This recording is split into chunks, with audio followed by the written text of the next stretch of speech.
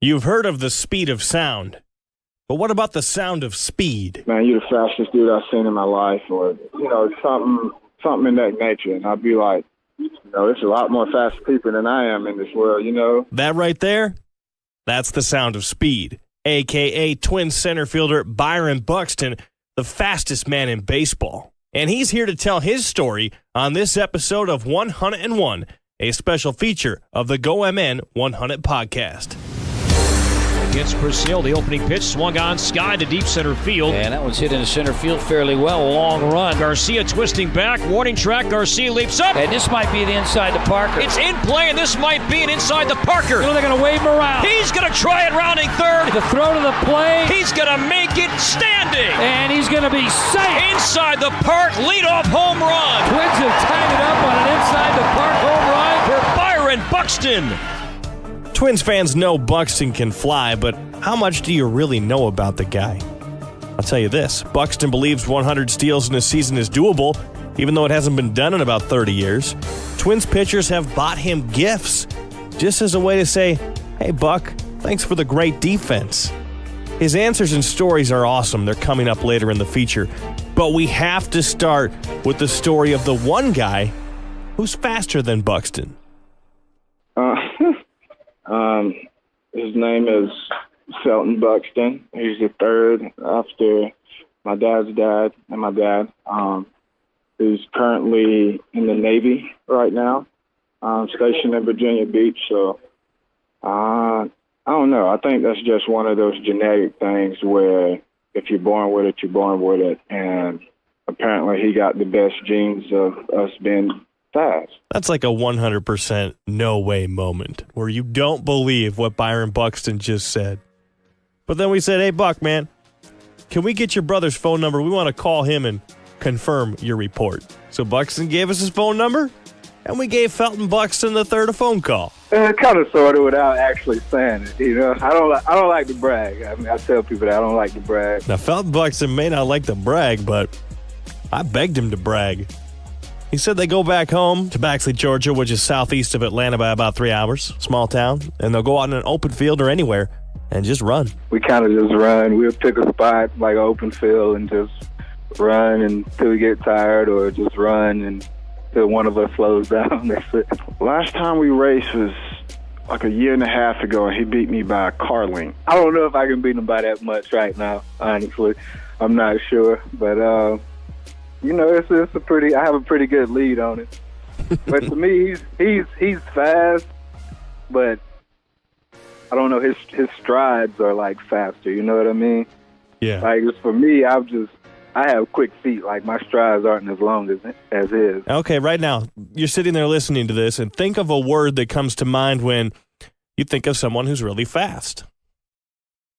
Right? You thought of burning, blazing, sprinter. All of those words, well, add this to your vocabulary. Yeah, he floats. Buxton, folks, has arrived. Yep. The Buxton brothers define elite speed as floating, and they both have a different story of where the term came from. It's just something we always heard growing up. I guess the older folks growing up, that's what they would say.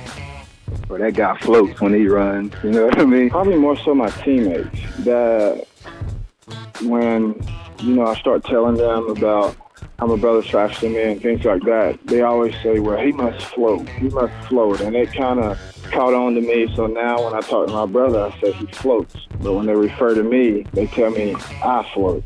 So now it's something that, kind of sticks to me. All right, now I know that I float. But to me, I don't, because I still can't beat my brother. So therefore, he's the one that floats. You know what? It's funny because Byron's like, I don't float. My brother floats, so I'm in a different category. This mystery man thing is unbelievable. So technically, in Byron's world, you're the only man on the planet that floats.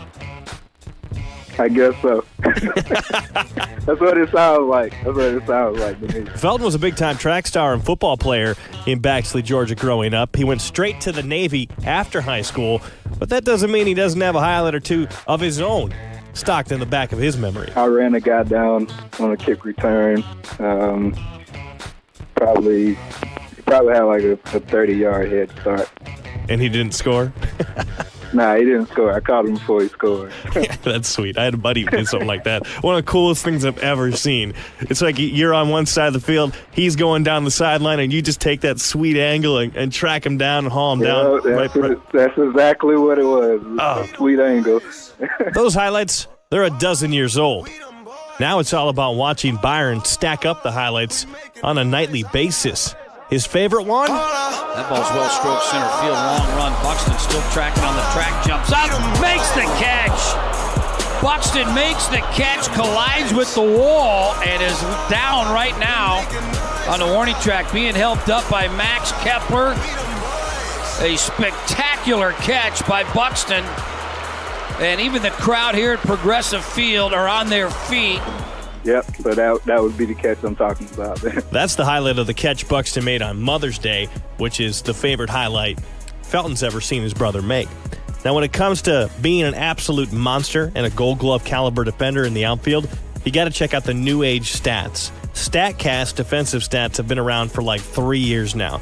There are 1-star, 2-star, 3-star, 4-star, and 5-star catches. 4-star catches, that means there's only a 26 to 50% chance a player will make the catch.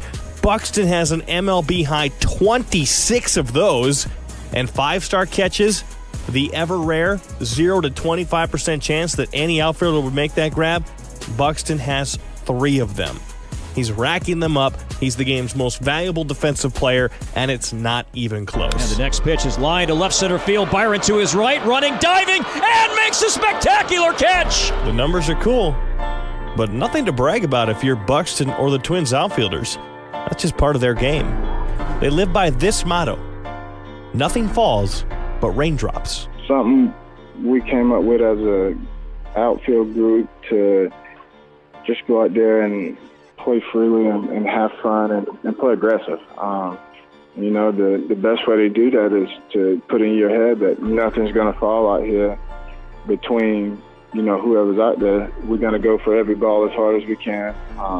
We're going to lay out for balls. We're going to make those plays. We're going to miss those plays, but make sure we're doing whatever we can to help our pitchers out and to help the team out. And we kind of came up with that little saying, and it's stuck with us, and it's more of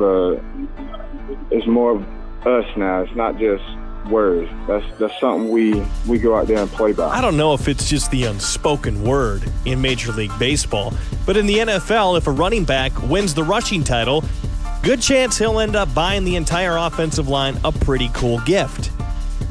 You never hear about that in baseball. Until now. Oh yeah. Buxton's so good defensively, and he saves so many runs that Twins pitchers have actually bought him gifts as a way to say thank you. Actually, all of the pitchers have. So during the off season, I like to hunt and stuff like that. So they bought me three cameras to set up in my acreage to hunt with. So that was very big and appreciative because they knew I like to hunt. So buying me some cameras to put out there is very appreciative. He's obviously incredible in the outfield. He's as good as there's ever been. But on the base paths, he wants to be as good as there's ever been. I want to be the guy that never gets caught. So that's definitely in my mindset to, not be crazy about it, but also be aggressive and try to help my team out in any way I can to get that extra 90 feet. Buxton stole 24 consecutive bases to end the season. And for the entire year, he was 29 for 30. The one time he was caught stealing, May 23rd in Baltimore, he overslid the base. Otherwise, he would have been safe. By the way, the all-time record in the American League was set by Ichiro Suzuki, 45 straight stolen base attempts without being caught. The all-time record held by National League former star Vince Coleman at 50. Speaking of Vince Coleman, he's one of only 2 guys since the 1980s, him and Rickey Henderson, that have reached triple digits in stolen bases. Buxton thinks it's still possible to do that. It's possible, it's definitely guys in the league that, are tremendous base runners, and you know you can't really. To me, nothing is impossible. You know, if you put the work in and put the time into and put your mind to it, you can do anything you want to do. So you know, I just feel like if somebody wants to do that, and you know they put their mind to it, the work is in it. It'll definitely happen. When you're watching the Twins and you see Buxton take a big lead at first base, you know he's about to book himself into second base, no problem. The numbers say he's going to get there. But the most exciting thing he's ever done, the one time he impressed himself the most. And the 3-1 pitcher, ground ball sharply to short. It gets by. Tejada into left center. Buxton to third base. And he's going to try to score. Scope will throw to the plate late. Dozier to second base. And Buxton on. That ground ball base hit from Dozier scores all the way from first base. And the Twins have a 9-6 lead. The Orioles defenders right now, they look stunned that Buxton scored on a ball like that.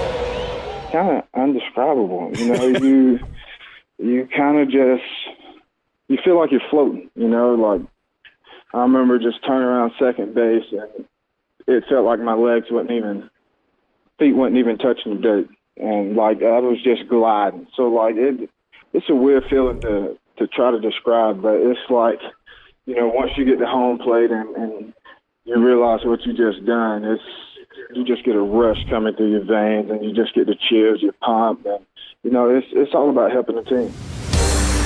Buxton may not be the fastest guy in his family, but he does know speed, and he knows it well.